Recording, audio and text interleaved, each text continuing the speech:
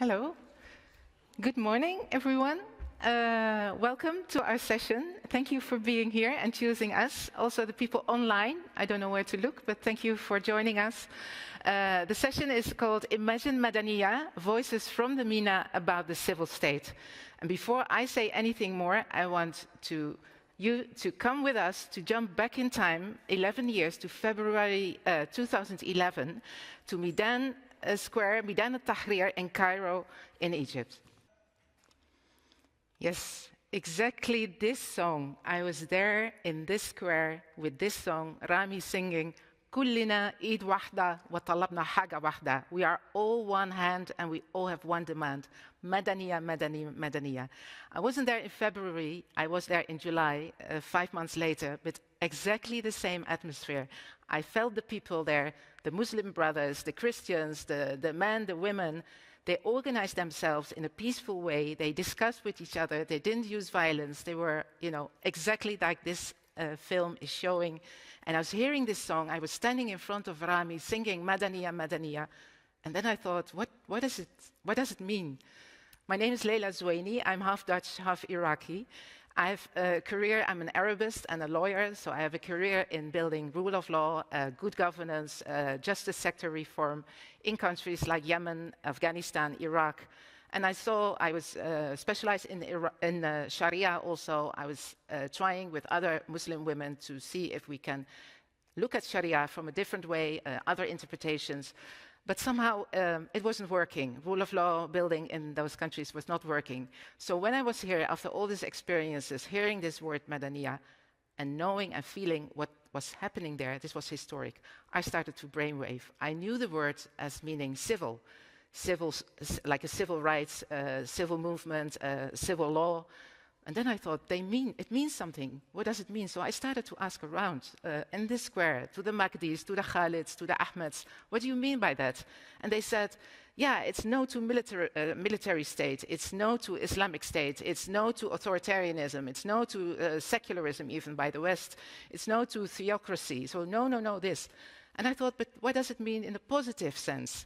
It means social justice, it means bread, it means freedom, it means dignity. And then I thought, this word is more than a slogan. It's more than a song. It's a concept. It's a movement. This means, I started thinking, Madaniya goes back to Medina also, the city, the holy city of the Prophet Muhammad. And I found a document when I was doing field research in Yemen by the tribes who said our tribal pact goes back to the document that the Prophet Muhammad in the 7th century concluded with the tribes in Medina, which was a kind of social pact because it was not a holy pact. And it was the creation of the first model of a Muslim ummah, which was not only Islamic, because there were Jewish tribes, there were atheist tribes, and so. So this idea that Madaniya could go back to the city of Medina and also to the 21st century, to the Meydan. Meydan also has the same letters as Madaniya. Like Ahmed said, we were dreaming that the state of Egypt would be like this Meydan, so a dawla Madaniya, a civil state. So I thought, this is wonderful that now all the global concepts that we have as human rights, rule of law, good governance, they have a local word. They have to be rooted in local values. There is this local values, there is an ethical basis, and it's all in this word, in the local cultures, in the histories, in the religions of the region, which is not only Islam, of course.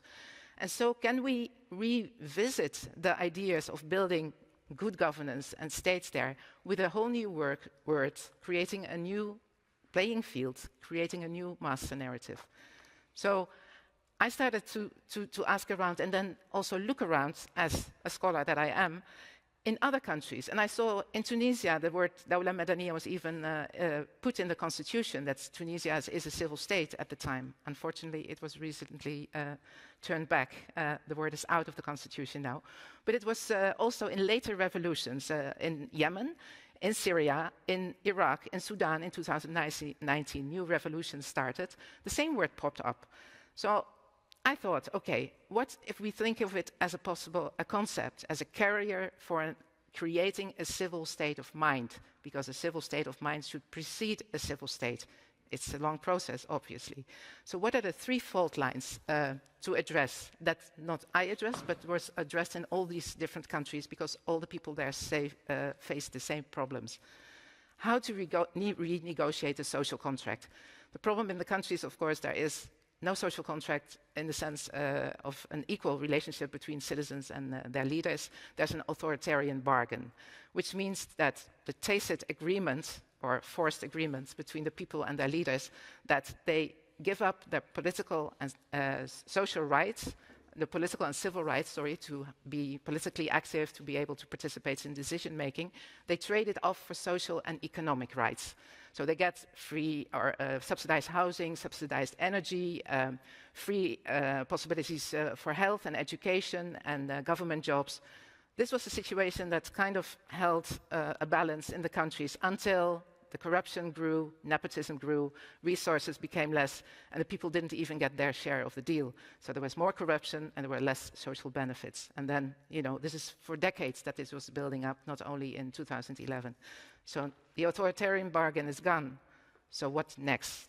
Could this be renegotiating a civil social contract? What is the role of Islam? We saw the role of the Muslim brothers, personified by Mahdi. They're Muslim brothers, they're Salafis, they're Muslims, The majority of the people are Muslim in the region. Always the discussion that also I have heard in Afghanistan, in Iraq, in Yemen, what is the role of Islam, of the Sharia, the Islamic law, in the constitution, in the state? It's very sensitive. But people are Muslims. Most of them don't want to enforce Islam. They don't want that someone dictates Islam for them by the law, that you should wear hijab or that you should pray 5 times a day. That's a personal choice. In fact, political Islam is not something from the 7th century. It's something from the 20th century. It's new. So the history of Islam shows that Islam was not always in the state and in the law. But this is a heated discussion, of course. So that has to be addressed. The third fault line is how to reconnect the people peacefully. We know that the societies in the MENA region are built on tribes, on kinship, on ethnicity, on religion, on sectarian groups, on regional groups. This is what you could call in Arabic an ahli society. It's not, ahli means like family, kinship. It's not a civil society, although there is an active civil society in the Arab world. It's parallel. It did not integrate the tribal and ethnic and all the other group affiliations that people have. So how to renegotiate, how to have an inclusive citizenship. This is what was happening in these squares. But this is, obviously, it's not going through, but this is something that needs to be addressed. I want to now jump back from the happy moments in 2011 to the reality of today, because, of course, we know we are far from the civil state yet. But remembering what the youth wanted and still want, but didn't achieve yet. Could you help us think and help us imagine in a thought exercise, what do you think were the obstacles to pursuing the demands of the Arab Spring? Why do you think the youth did not succeed so far to get where they want? What were the obstacles? And I have to ask the Mentimeter then to give us a number. Yeah, the code to the Menti app, I think the code is 52242876. Unfortunately, I don't see whoever is online, but please, join us in this exercise, because we really want to know what you think were the obstacles for the Arab youth to pursue their demands and to get from the streets to the decision-making policy levels with the demands that they wanted. And I hope we will see then the word cloud. Anything you think of, because this would be helpful for the rest of our discussion.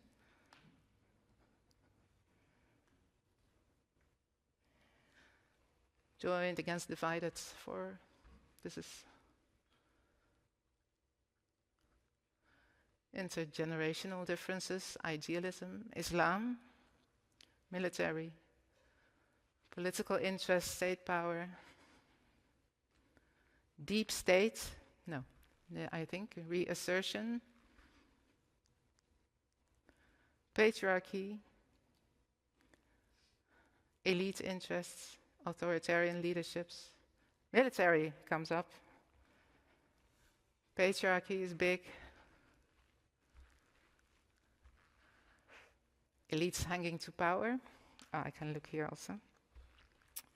Social divisions, concentration of power, Western distrust of Islam. I think we are there.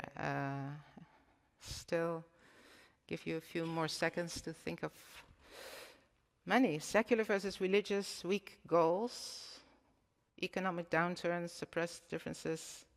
Nice. Nice in the sense that you all participate and think with us. Okay, let's see the word cloud still. Can we see what happened, or is it, yeah. Military. Okay, keep this in mind. Military, who do you think the military gets their weapons from? I don't see anywhere like the West. Well, I see the US, sorry, but the military, it's important. But think of who feeds the military, and for what reasons, and for whose interests. Okay, I go from the word cloud. We go back to imagining Madaniya, keeping in mind that reality and people not all want Madaniya. Can I go to the next slide? Yes. So here we are. For these past 11 years, I've been trying to promote the idea of Madaniya and to see if I could, collect a group of same thinkers around me and to see what was Madaniya and to see if we could promote it.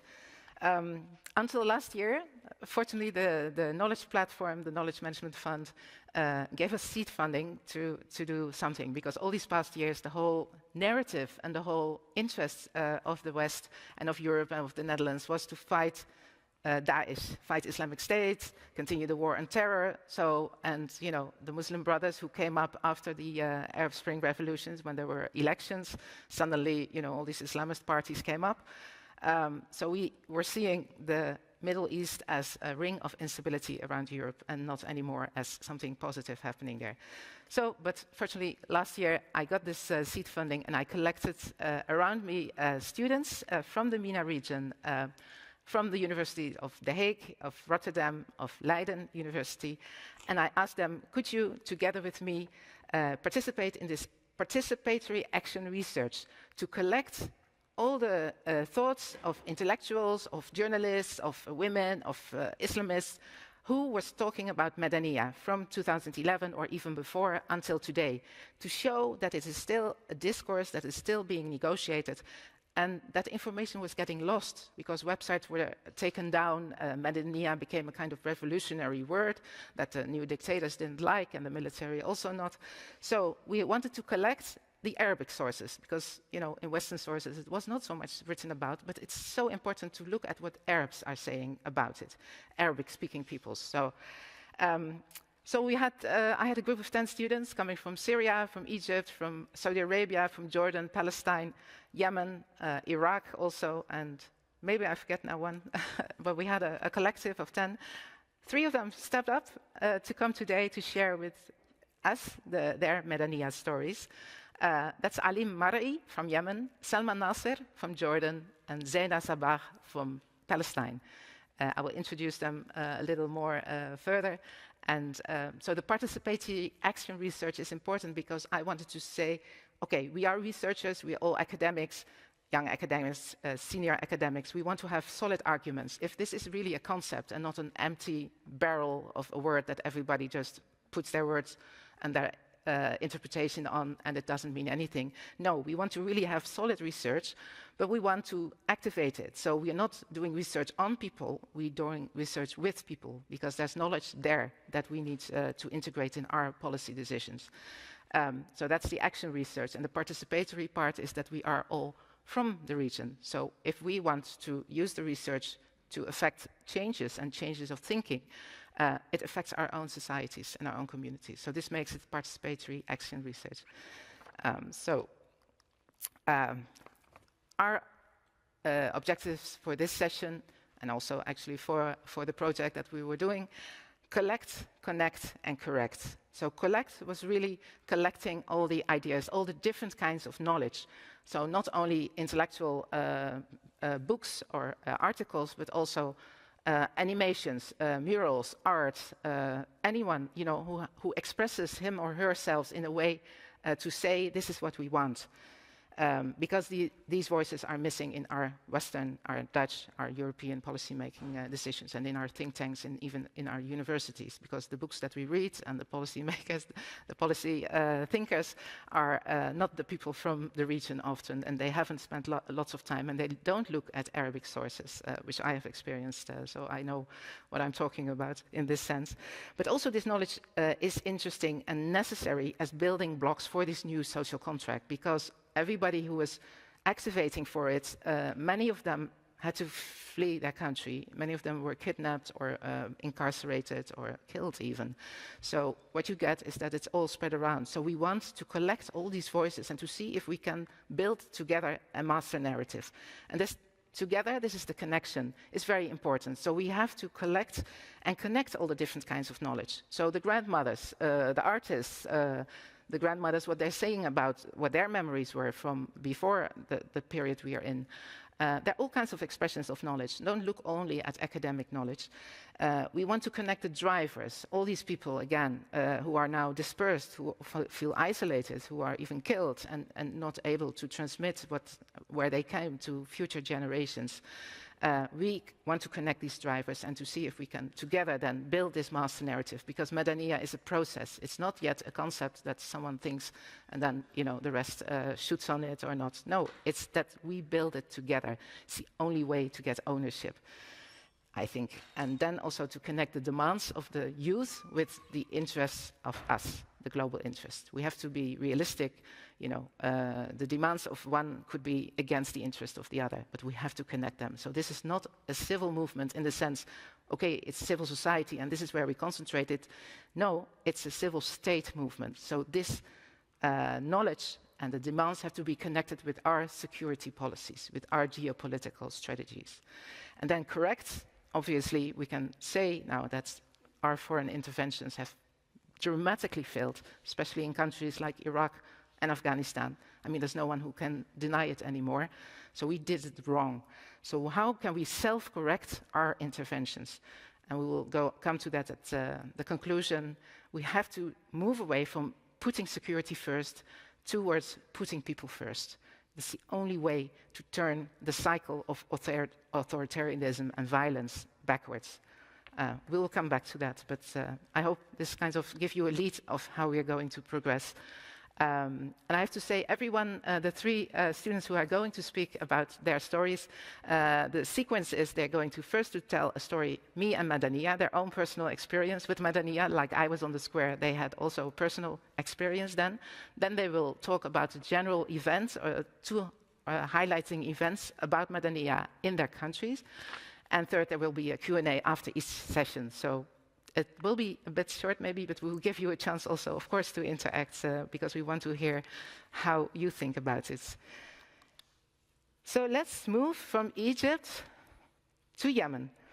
And I would like to invite Alim Mar'i to the stage, and I'll briefly introduce him. Alim is a Yemeni citizen who is currently residing here in the Netherlands. He is a European student at the Hague University, and he is a social media activist with over 1 million followers. Mind you, he's an influencer on YouTube, on Facebook, on Instagram, on TikTok. He's bigger than he looks. And so he enjoys creating vlogs about his personal experience, about his travels, his social experiments, which he does here in The Hague, in the Grote Markt, the center of The Hague, in which he attempts to bridge the gap between Western and Eastern cultures. I would like to invite you, Alim, to the stage and tell us about Yemen. Yes.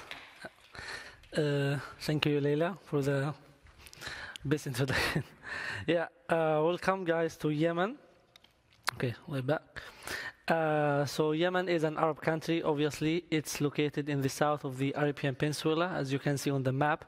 Arabic is the official language, and Islam is the most popular religion, with 99.98% Muslims. Another important fact to mention about Yemen is actually was before 1990 divided into two countries, the north of Yemen and south of Yemen. However, in 1990 it was united into one republic, but multiple events and conflicts continued, which eventually led to the youth revolution in 2011. So me and Madaniya, how did I hear about Madaniya and how did I know about it? Well, actually, obviously in the youth revolution, 2011, 11 years ago, which started just days after it was started in Egypt. At that time, I was just 16 years old, first year high school students. That's my photo on the left and the right side. I have the Yemeni flag around me, very nationalistic since I was 16 years old. So I was 16 years old, but I was eager to attend almost every demonstration was happening in my city in the middle of Yemen, Ib city. And a while further, I started living with the protesters in the Freedom Square, which you see on the left side. This is the Freedom Square in my city in Ib, and I was living there with them inside these tents. On the square, in this square, thousands of people from like different places, political parties, and social groups were there, eating and sleeping every day together. Even tribal sheikhs, they were there protesting peacefully without using gun or violence. And not only in Ib city, also in Sana'a and many other cities around Yemen. Millions of men and women were participating and protesting peacefully and advocating for Madaniya peaceful. Now you might say this is a normal thing, a normal situation where people protest to advocate for something peacefully. But believe me, it is not normal thing in Yemen, in a country where like 60% of the population owning a weapon, making Yemen the second most armed country in the world after the United States.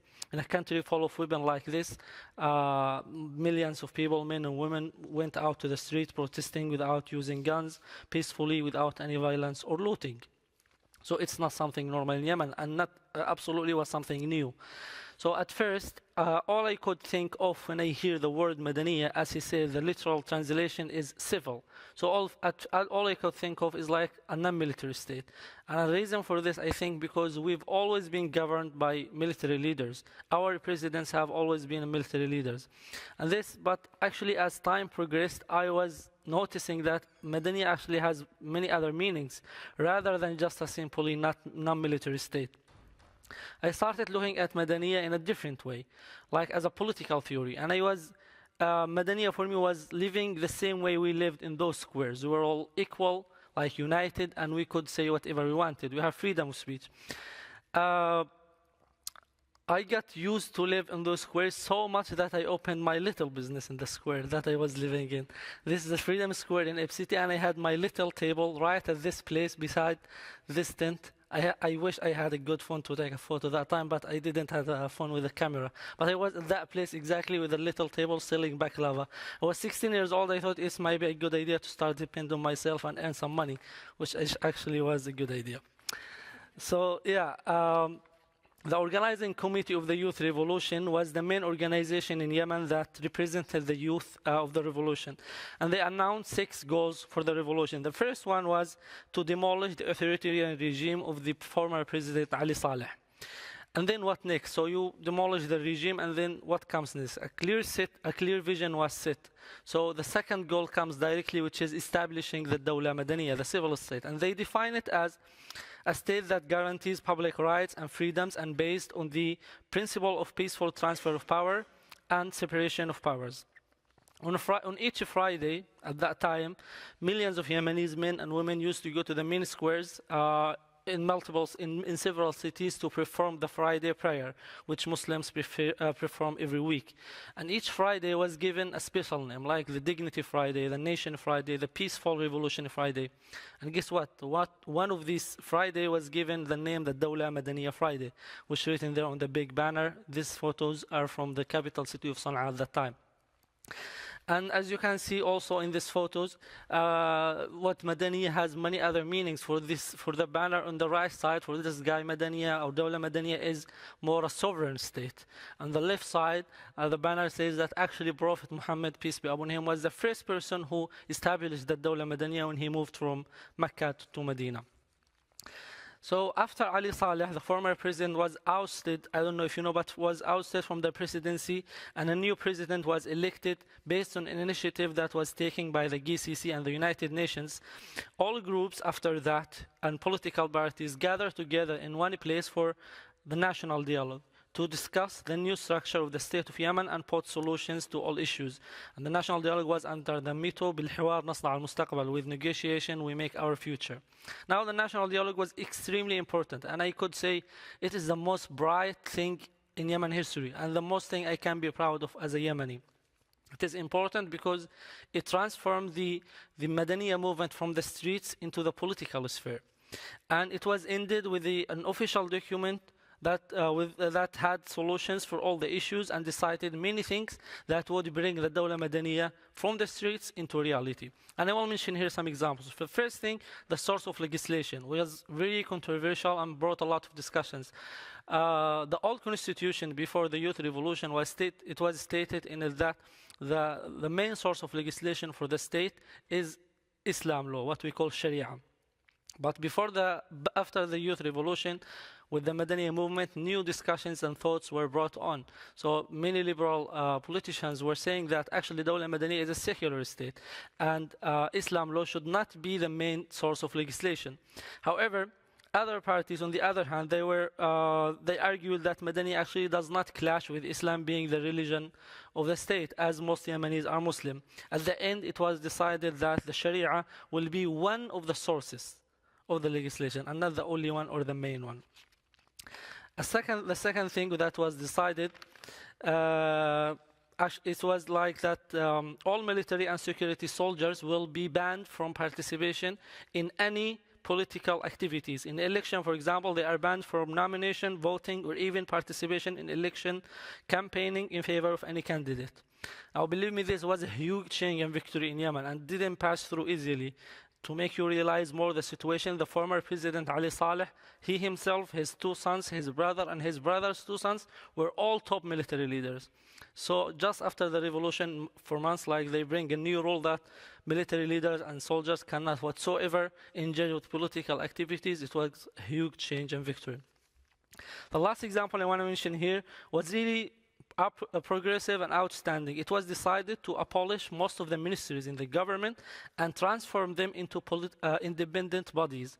So, for example, instead of the Ministry of Journalism and Media, and the minister would be appointed by the president, instead of that, it would be the independent body of commission of the journalism and media. And the head of it would be elected from a special council that includes all public and private media organizations in the country. The main reason for this is to stop pulling ministries into the middle of political attractions and make them instead more civil, from the people, that focus only on serving the people. The national dialogue was not just inside closed rooms. The whole nation was somehow connected to it. I remember at that time there were many songs and clips produced to promote the national dialogue. The most famous one was this on the left side by these kids, Good Morning Homeland, Sabah al-Khair ya Watani. And I believe every Yemeni have watched this at a certain time. It was really good and giving good vibes. And I still remember it. And me, myself, even, I used to go to some schools and perform a play in front of the students to promote the national dialogue and also raise awareness of how negotiation is crucial to resolve any issues we face. The final document of the national dialogue was signed by all political parties and groups and was ended in a ceremony in Sana'a. We have here the picture of the President Hadi holding the document as a new social contract, as a new plan for the future state. Was really symbolic and iconic. This was in 2014. We had our vision and our plan for the future of Yemen, for the future state. And at that time, I just graduated high school, heading to university. I was really optimistic about my future and the future of my country. However, months later, sadly, our dream got stolen. The Houthi rebels, backed by Iran and the former president, initiated a military coup, captured the capital city of Sana'a, and attempted to murder the new president. Claiming they have a divine right to rule Yemenis, the Houthis continued capturing one city after another. A couple of months later, of course, Saudi Arabia intervened in Yemen by forming a coalition against the Houthi rebels.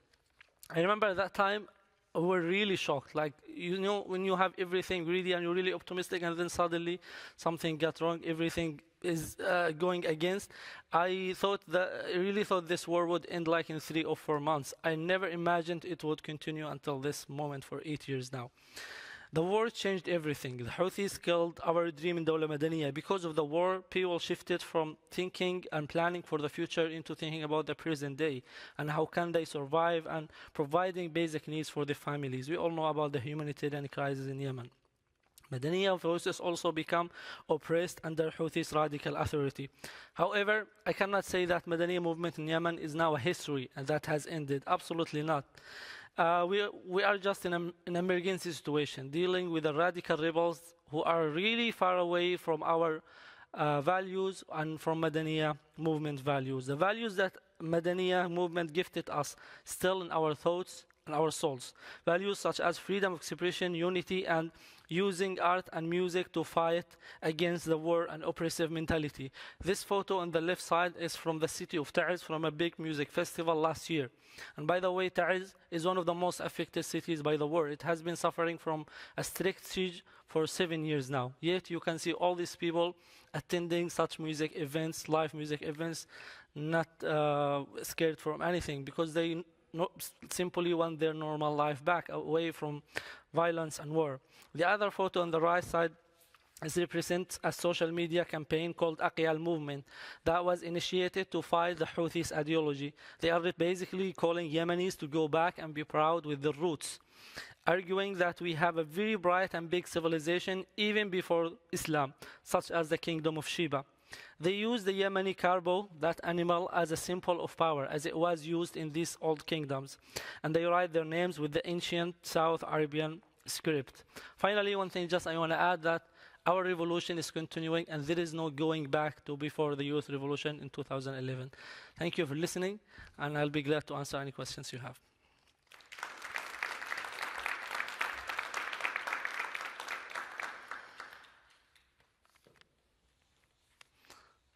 I hope. Is there anyone with a question? We have some break through all the stories that you heard. Or online, Faye is keeping an eye on the chat. No questions yet? Oh, here. Yeah, maybe we can see. I hope. I see Sabrina is there. It's also one of our students group. She's in Egypt now. This is surprising. Ah, yeah, here's a question. I thought this is a very surprising story about Yemen that we don't hear often, of course. Please. Yes. It is a wonderful story. Thank you very much, Alim. I'm impressed, and I would like to hear from you how you connect to other youth in Yemen, and maybe outside of Yemen, if you have a network of people who are like-minded, and how you connect. Yes, thank you for your question. Well, actually, as I said, the war changed a lot of things. Now, there's now youth inside of Yemen and youth outside of Yemen, and there is a big difference between. The people who are inside, yes, they are engaged with topics like this, but very rare. Most of the things they care about, as I said, people shifted into thinking about how they provide basic needs for their families, or like thinking about the war. Maybe some bomb will drop off any time above them, especially in the north or even in the south. There's too many things happening inside. But yeah, on the outside of Yemen, many youth are still connected to the Madaniya values and what was happened in 2011. Thank you. I should add actually, because that you're a vlogger, you really, through your vlogs, you also show yeah, of course, but here. That's what I see. I can see the difference between the people inside and the people outside. Yes? Thank you for sharing your story. And I was curious, so when the war started, what were the kind of structures or networks or support systems that encouraged you to keep working and fighting for freedom and equality? Yes, as I said, when the war started, we were like thinking, no, it's not something real. Maybe we'll end like next week. Will end and Houthis will go back, or maybe when Saudi Arabia first intervened in Yemen, we really had a big hope with Saudi Arabia. We thought, okay, they will help us in 1 week with this, everything will be finished and we'll have our state back. But eventually, that's what held us to hope, but held us to keep working, because I never experienced war, so I never imagined it would be that complicated and go for years and years. So we thought, okay, it will end. So keep working, keep hoping, keep talking about these values. But at the end, situation is like, as you see now, it's like take too many years, and still we're still suffering from this war. I think. Yes. Oh, yeah. One more question, and then Yes, one thank last you. question. Yeah, and then we unfortunately have. Thank you so much for your presentation. I was just wondering, do you have the feeling that your voices are being heard? And if so, who is hearing you? Is it the international community? Is it the Yemeni government or the local people? Yeah. Thank you for your question. As Leila said in the introduction, the word Madaniya is something really new. Even when she called me and we talked about this project, I was really surprised that someone living here and has like she speaks Arabic, yeah, but not really to read. So I was surprised that she knows about Madaniya and Madaniya movement and what we had at that time. Myself, I started forgetting about it. I said, okay, no one cares anymore. But yeah, it's not something popular. Even if you write it with English, maybe nothing pops up. But even with Arabs, like between our youth, it was something really big at that time. But now, when we talk, even the government in Yemen, they have, as I said, we're like in an emergency situation. Now we are dealing with very radical rebels. If you go to Houthi rebels and tell them like we want to build a school, they might laugh at you because it's too far away from what they think. They think like about war. How can they capture the city? How they plan for a new offensive or something? Thank you. Thank you so much for your questions. Yes. Really good questions. Yeah, that Alim has even told me that the document of the National Dialogue, it was not only a document, it was a whole website that everyone could visit. But the whole website is offline. It's not there anymore. So people, even the government of Yemen doesn't keep the document, the continuation of the social contract, the new social contract, not anymore. So it's dire. It's not good. So this is why we have to keep, to document it so that what is already getting lost of the information that was there about the ideal civil state, that we document it and that we do tell you at these kind of conferences and platforms that it is alive, that the people now are trying to survive, but the people like me who has better opportunities, not only to survive, but really to try to advocate for it. That is so important also for our interests to give this a platform and to continue the thinking and discussion about it. I'm sorry, we have to continue because of the time, and I want to take you from the journey from Yemen to Iraq. And I'm inviting, I told you in the beginning, we're talking, the 3 points of the session are collect, connect, and correct. So now connect. These youth, where they were protesting, they were holding up their own flags, but they were holding also flags of other youth protesting. The Yemenis holding up Syrian flags, and so to show solidarity. There's lots of solidarity among the youth, even though now, of course, social media is very good, and they're much better than my generation in social media, speaking for myself only. So I would like to invite Zena Sabah. She's 20 years old, grew up in Palestine. She's Palestinian. Since 2 years, she studies management of international social challenges at Erasmus University in Rotterdam. Zena participated in many activities where she was meeting youth from all over the MENA region. They were talking about their experiences, they were working together, they were, learning each other's stories. She says that researching Madaniya and the Arab revolutions were a great opportunity for her to learn more about this and really to share experiences. So I would like to invite Zena to talk about Iraq. Thank you. Well, hello everyone. I'm Zena Sabah. I'm Palestinian. So I'll start. So today I'll be telling you about my journey with Madaniya, but also Iraq's journey with Madaniya.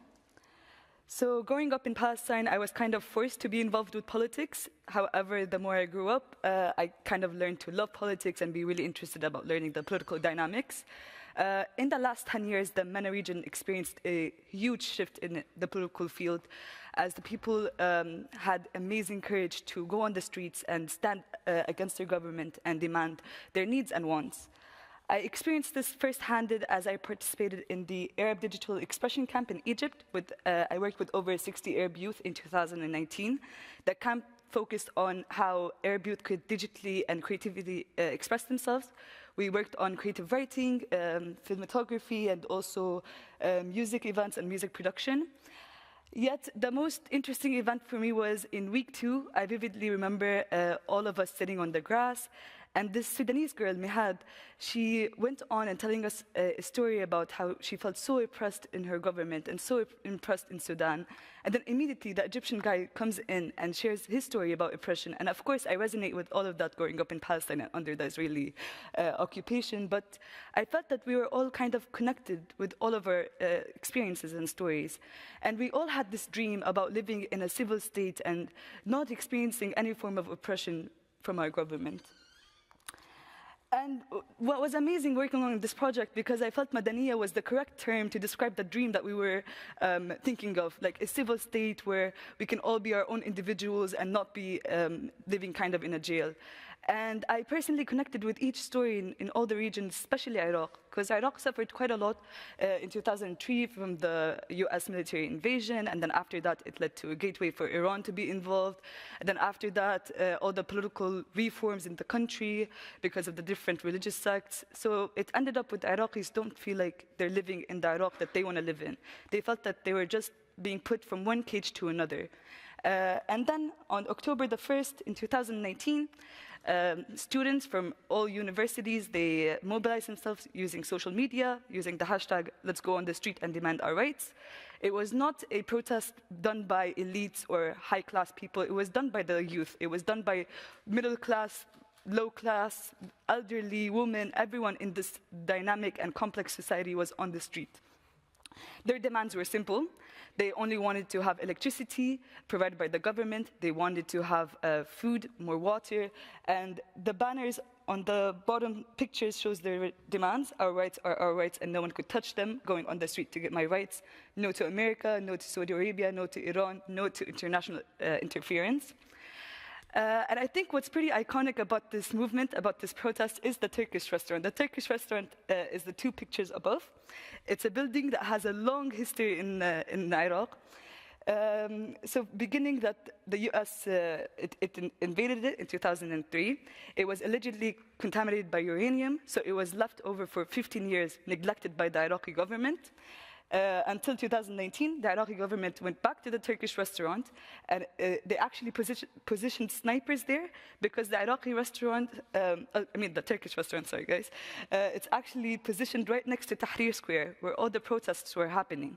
So they positioned all the snipers, and they were targeting youth and people who are protesting. However, after 15 days or 16 days, the protesters reclaimed the Turkish restaurants, they kicked out the government, and they actually fixed the electricity in the building. They used it as a hub where they had water and they had food in it, and they painted beautiful art murals all over the Turkish restaurant. And I think that was such an iconic figure. Also, moving to another iconic figure is the Freedom Tunnel. So the Freedom Tunnel is a big tunnel that leads to Tahrir Square, where all the protests were happening in Baghdad. And in this tunnel, it was filled with beautiful art murals. The Iraqi youth and the Iraqi protesters used paint. They shared everything. They shared the brushes. And they were just painting their demands and expressing their needs in such a peaceful way, keeping in mind that in Iraq, it was really heavily weaponized, yet the youth made a conscious decision to use art as a way to express themselves and express their demands from the governments. I chose a few murals that I thought were really interesting and showed the needs and wants of the youth. Starting with the first theme, these 6 murals show 2 particular themes. I'll start with the first one, which is the movement from a gloomy to a light side. And I think this is the moment to say that when you're looking at Arabic art, it's really important to look at it from right to left, because that's how we write and that's how we think as well. We first start with this gray and really red and dark atmosphere. We have this man whose name is Safa al-Sari. He's one of the first martyrs from the movement. He actually got fractured in his skulls because of the tear gases that were thrown on him. And we can see in his face the agony and all the pain that their experiences, which also showcases the youth, what they're experiencing there. But when we move to the left side, we see this more lighter atmosphere where you have a family, you have an Islamic person, you have a child that are all wrapped around the Iraqi flag with classical Arabic writing on the side, as well as the bridge mural on the right side, we have this really gloomy side, and then we move to a really blue atmosphere with the Iraqi flag, with the dove. And the Iraqi flag is like moving in such a free way. And the second prominent theme is the Iraqi flag. As we can see, it's present in all of them. And I think that is such a big symbol because the Iraqi people don't want to move to another country. They want to stay in their homeland. As we can see, we want our homeland. Yet they want to live in the Iraq that they want. They want their needs and demands to be expressed. They want to live in a Madaniya civil state. Moving on to these murals, I thought that these murals kind of show women's role in this movement and in this protest. In the first mural on the top left, we can see this really insecure kind of looking girl on the right, how she's being kind of suffocated with the Iraqi flag. Yet the more we move to the left side, we see this really bigger figure of a woman. Her eyes are really strong. They're piercing right into you with a powerful glance, with the Iraqi flag protecting her from tear gases. And I thought that this is kind of what is seen in this movement, because the Iraqi women were not only fighting for their demands and needs, but they're also fighting for reforming their position within society. That now they're not going to be suffocated by the Iraqi flag, they're going to embrace it and use it as a protection against this government, this oppressive government. And also on the picture on the right side, we have actually a real-life woman. And what's so cool about this picture is the phrase behind it, either death or victory. And I think that's so important here because women in Iraq were really oppressed in this really conservative environment. And I think this protest and this movement was kind of like a gateway for them to reform their position. And as we see here in this mural, we have the Iraqi woman with the flag protecting her from the tear gases and masses of people behind her, which kind of shows the strength that women gained from this revolution and this movement. And then, since we are in a car museum, I only thought it's fitting to talk about tuk-tuks. Tuk-tuks is a really common transportation method in Iraq. They're commonly used between middle and lower class citizens. However, in the revolution, tuk-tuks took a revolutionary role. They were really iconic. They were called many names like Freedom Ambulance, the Healer Cars, many important roles. One of them was that basically tuk-tuks were used to transport protesters from clashes to safe areas. They were used also to transport them from the clashes to hospitals for nurses to heal them. And yeah, that's why we have the Superman right next to tuk-tuk. And in this mural here, we're back to Safa al-Sari, which I talked about earlier, the first martyr who died because of the tear gases. And what's so iconic about this is that instead of writing his name in Arabic, they wrote his mother's name, that he's the son of Thunawa, which is his mother's name. And in our region, since it's a really conservative region, we're not used to referring to the mother's name. It's usually the dad's name. And I thought that was so iconic, which shows how progressive the youth are and with their movement and protest. And the tuk-tuk was actually the transportation that took him out of the clashes into the hospital, but unfortunately he couldn't make it. However, this all sounds really nice and really light, yet the tuk-tuks and everyone suffered quite a lot, as you can see here. Yet the youth were really hopeful and are still hopeful to achieve this Madaniya state, and I am still also hopeful. However, when I was researching and when I was constructing this presentation, I searched how does the tunnel look now, and the government actually erased everything on the murals, and this is how it looks now, which is really sad and really disappointing, because when I was reading about the tunnel and everything, I thought it's kind of like a social contract within the youth, within themselves, how they want the Iraq they want to live in, how they want the civil society, what's the role of women, and etc. And now the government erased all of their needs, all of their visions, all of their future, and it was such a simple form of just expression using art. And on that note, unfortunately, I'll end with the Q&A, where me and Layla will answer your questions. Thank you. Yes. Thank you so much, Zainab. Yes, it is how the social contract gets erased time and again from social media, from the website, from the tunnel, you know. But please, are there any questions in the room or on the chat? No questions yet. There's a question. Yeah, thank you so much for the presentation, actually for all three of you. And I'm guessing I'm maybe jumping the gun a little bit in terms of sort of the last bit of what you were saying, the correction you were going to focus on. I'm curious to hear actually from all three of you in terms of what is required in terms of support. Because there is, I think, sort of a standard approach in terms of international support in at least sort of, that focuses very much on political processes, on state processes, and then there is, if we're lucky, civil society support, but usually not sort of targeting really the grassroots type of movement. So I was just curious to hear from you, as we heard also this morning in the opening panel, but what is required in terms of support, and what does that actually look like in practice? Thank you. Thank you. It's also for the other two to reflect on. We will come to there in the last minutes of this session. It's a very good question, and you want to say, or any of the others? Salma. Well, let me stand. But I think it has a lot to do with understanding the context of the country you are dealing with. We talked about 3 countries, Iraq, Yemen, and Jordan, and you see just how different they are, their circumstances, everything. So you need to get experts that understand the country, understand what the people want. So putting people first, like Leila said, in order to correct policies. Right now, everything is about security, about how to protect the West from the rest. And this is, I think, the wrong approach to it. So to understand the context and support democracy in the way that is needed for the country, and not just the democracy that you have here and the values that are here and just imposing it on the society. Just to add on that, basically, I think also a really common theme in all of the countries was like no to international interference, and it's not like in a bad way, but it's also because, like Salma was saying, in most Western countries they always put security first rather than the people, and that's where it gets really complex and all of these tragedies happen. Exactly.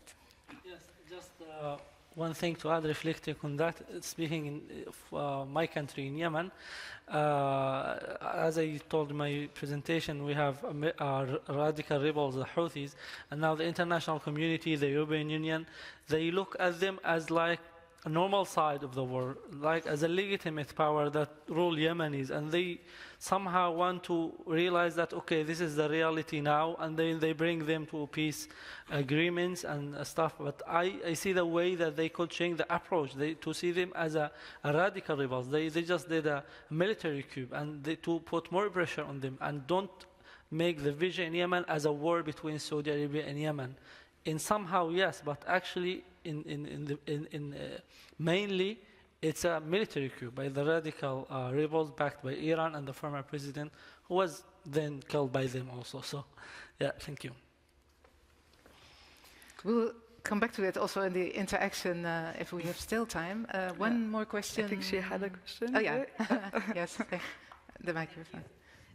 I was just wondering, do you think that it's even possible to uphold the balance between having enough international interference without it damaging the sustainability, the stability in the region? Because when I look at Afghanistan, international interference and protecting the people is what invoked the civil war.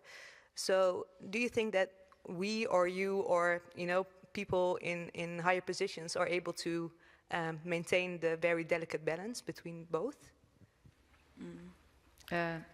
I can maybe say, because Afghanistan, I was the head of the rule of law unit in Afghanistan for United Nations for 2 years. Because I thought, really, I have all this knowledge about tribes, about Sharia, about law, and so on, and I can't understand, why, I gave a lot of consultancies and advices, and they all ended up in drawers, I think, because nothing really changed in the way we interfere as the West. So I thought, I want to be now in the driver's seat. So let's go to Afghanistan. Didn't know the country, but I thought I know how to ask the right questions, to listen also to the people, to learn their language, not only Farsi, which I still don't speak, but to learn what they say. If they say Islam, is it political Islam or does it mean something else?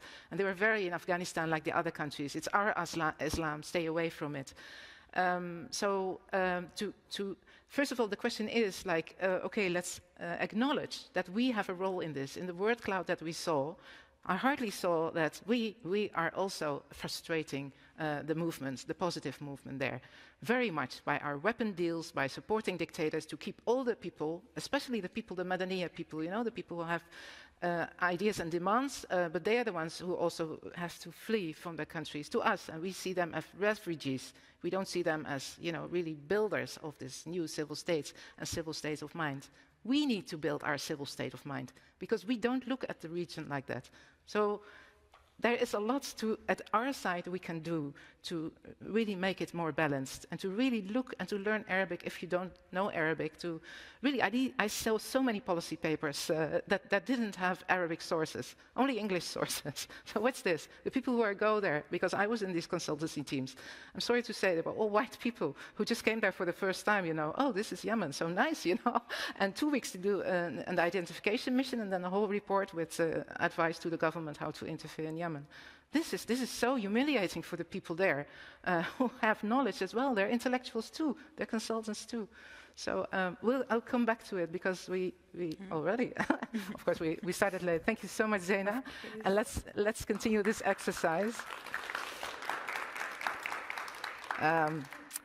Not to forget the people, because we did see all the hopes, the positive people, the protesting people, but there were so many people killed, young people who were there without any weapons, like we saw in Yemen, in Iraq, two very highly weaponized countries, very violent countries, where the youth came up and said, you know, this is us, we come with our poems, with our words, with our musical songs, with our murals.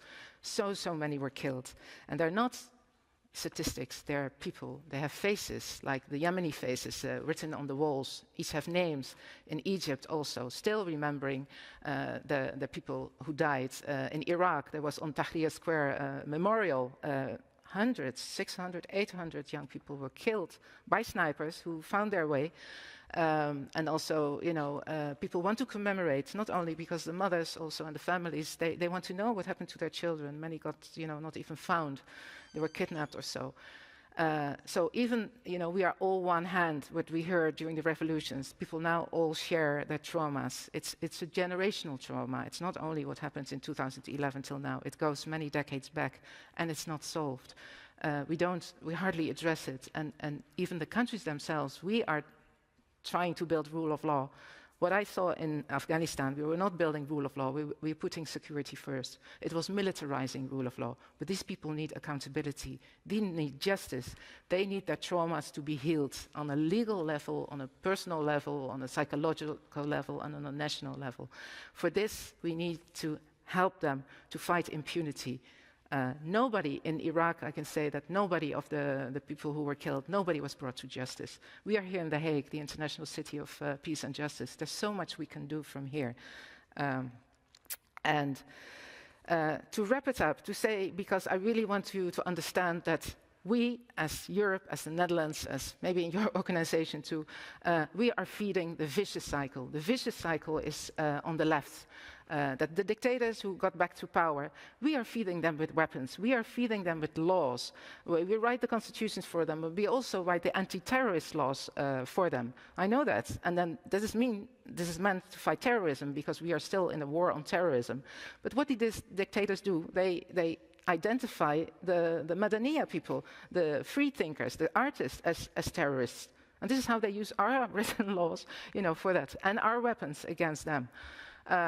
So this means there's no social contract that we are feeding. We are feeding this authoritarian bargain, which is worse now because the people don't even have the social benefits that they had before in exchange for the political rights.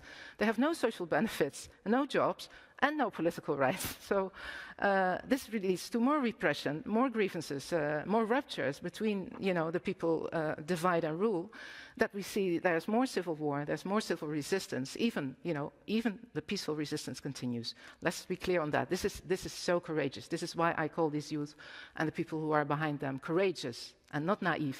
I know that many people think, well, we are here to imagine, but also acknowledge the courage of these people. Young people who have futures and want futures. But what they do, they can only find a future not in their country anymore. So they come to us. because this is a vicious cycle. We support the dictators, so they have nowhere to go then, because so they come to us. But we see them as migrants, as refugees, as asylum crisis. They're a crisis for us. So this is the ring of instability that we see. They're causing instability. No, they're a movement towards stability. But we don't treat it like that. So they come to Europe, we close our doors, and we want the dictators. We strike deals with them to keep them away. So this is a vicious cycle, which you get if you put security first. So let's imagine turning the cycle, starting from us. Putting not the dictators in the top of our head, in the security, not the security framing, but the geopolitical interference, the political interference, not only civil society. These young youth are talking about geopolitics, about national agendas, so the people as the drivers. Let's see how we can then, from the start, so we cannot start from the top, and we should not have the social contract with the dictators. It's the people who should have the social contract. But that's not possible now. But there are, let's get back to the Maidan, they're meeting each other. They're meeting each other in art. They're meeting each other in cafes, on social media. Even here in my little group, we can start these groups to find these students now, some of them are refugees. And they are discussing lots of taboos. They're discussing Islam. They are discussing, can I be myself? Can I be Muslim or just without, having to that it is dictated on me? Can I choose my own way of Islam? This is the discourse that is needed to get to citizenship. Can I be a member of a tribe and a citizen? Why do I have to give that up? This is what the West wants, get away from tribalism, get away from Islam and become like a Western citizen. No, you can accumulate it. I have a Catholic mother, a Muslim father. They come from different classes. So I'm here, I'm Dutch, Iraqi, and I'm one piece, I'm in balance. So you can come out, you can love your mother and your father. So so they're discussing it. So shrinking civil spaces is what you hear. Visibly, yes, but there are subcultures and it's growing. And we see it. If you look at it, you see it. If you don't look at it, then you don't see it. So then I said, no political Islam. Muslims, and especially non-Muslims, don't want Islam to be forced on them. Let's go back to before the 20th century, when the Muslim Brothers and the others, they made Islam to state Islam. And then you can get new social contracts. I said in the beginning, creating a civil state has to start with creating a civil state of mind. These discussions and meetings help. But we also need to create a civil state of mind, not a Western secularism, but see what the people come up, because they have local values that support global values, like rule of law and human rights, just in other words, and with other histories and trajectories. This word I promised myself not to say. So then you get a ring, not a ring of instability, but a ring of Madaniya around Europe. And this then Europe can deal with the people if they can get so far to really negotiate that social contract and their representatives become the leaders. I know this is a long shot, but this is how we can do it, and we should do it. So this is what I like to invite you to, this exercise. What can Europe, the Netherlands, or you yourself as a person do to support these Madaniya movements? And I don't know, we have not so much time left, but I really want you to help us, because we are now a small number of students, but I hope through this conference, also on this platform, and through you, to spread the word, but also help us think, because it is difficult, it's complicated. How can we then change? We see now our Prime Minister saying yesterday that the Netherlands will send an official delegation to the football, the World Cup in Qatar, even though there are many concerns about the human rights there. Even our king might go there. Yes, because they say, yes, we have in our constitution that we support the international legal order as an assignment to the state. But when it comes to it, we have to put human rights and people second and security first, because Qatar is important also for our energy. So this is not going the right way. What can we do? Because I know it's complicated, but we can do more to put people first. So also online, please, if people want to join us in this exercise, to put your ideas about what can we do to help the Madaniya movement on the chat. We will collect them and have whatever time we have left for discussion. Because we will, of course, the organizers also said this is not a one-time event. It's a actually, I should start something inspire you.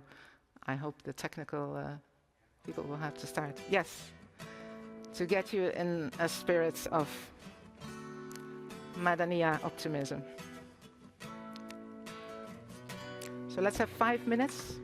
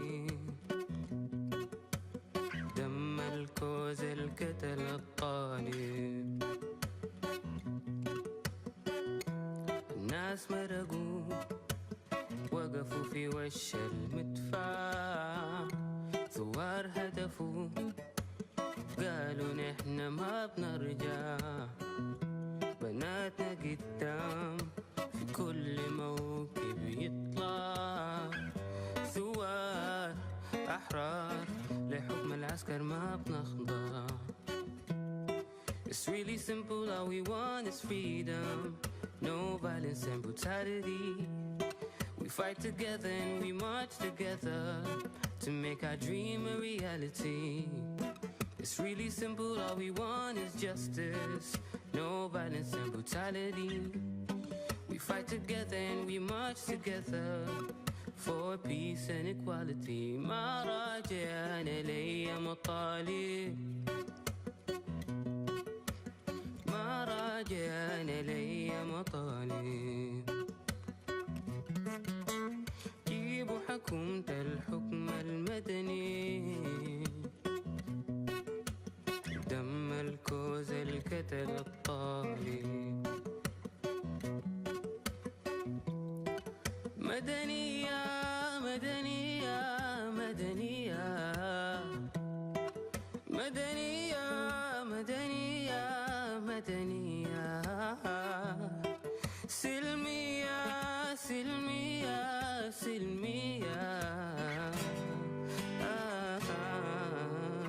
مطالب.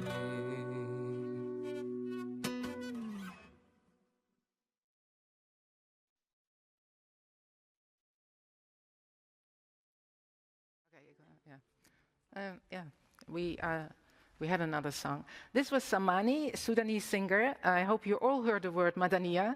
Thanks to Melissa from the Knowledge Platform. She heard the word Madaniya, not even knowing Arabic. We had the English subtitles, but now they were not here, so now hopefully you understood the Arabic, but are encouraged to learn Arabic. He was talking, the song is called Matalib, which means demands.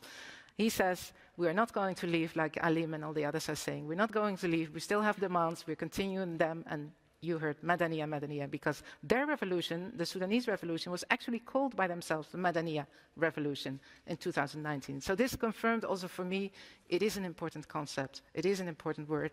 That means a lot. So the song after this was actually from Iran.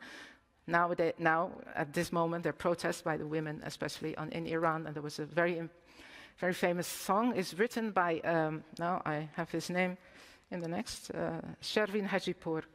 He collected all what was the tweets with the hashtag Mahsa Amini, the woman who was killed in the police station with the hijab. He collected the tweets, and he made from the tweets his song, which is beautiful, and it's similar. So even in Iran, which is not the Arab MENA, it's bigger. Madaniya is bigger than the MENA. I want to say that. It goes to Singapore, not Singapore, Sri Lanka, sorry, to Hong Kong, Ukraine. I think this is a global movement, but that's for another conference.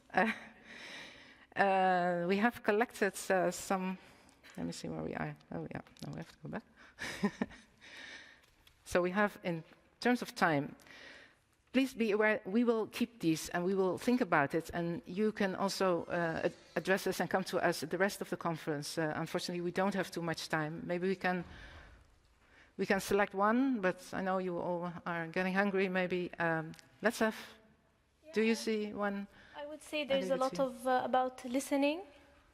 So a lot of people wrote to listen to what the people need.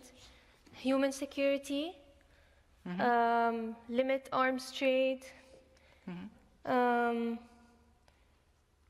through policymakers in the West to promote the concept, support grassroots movements, include Islam in Western education. That's interesting. Interesting, yes.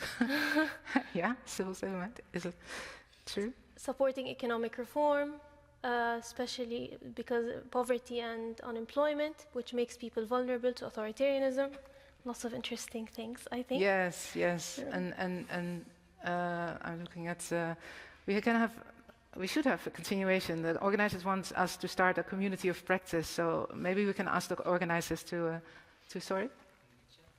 In the chat, yeah, if there are, but Faye is keeping an eye on the chat. If there are we lost a little bit the attention. No, I'm sure they are there and they're listening and they're baffled, hopefully, by what I was saying. Again, we are here during the day, but we will also take your ideas and be open. We shared our contact details after this because we're not stopping. We are continuing, but indeed we need you and your ideas and your platforms and to invite us to your whatever policy discussions, so to see how we can meet each other. Again, in the face of time, and sorry for having to cut down the interaction, but again, we're here the whole day, and hopefully maybe you're still thinking, what did we hear and what do we do? So let me give you something very concrete. Imagine reversing security first names in all organizations and programs affecting MENA people. Think global, act local. There are really little things they can do. We are here invited by the Knowledge Platform for Security and Rule of Law. KPSRL, they're saying, KPSRL, it's a tongue twister, you say. But why security and rule of law? Why not rule of law and security?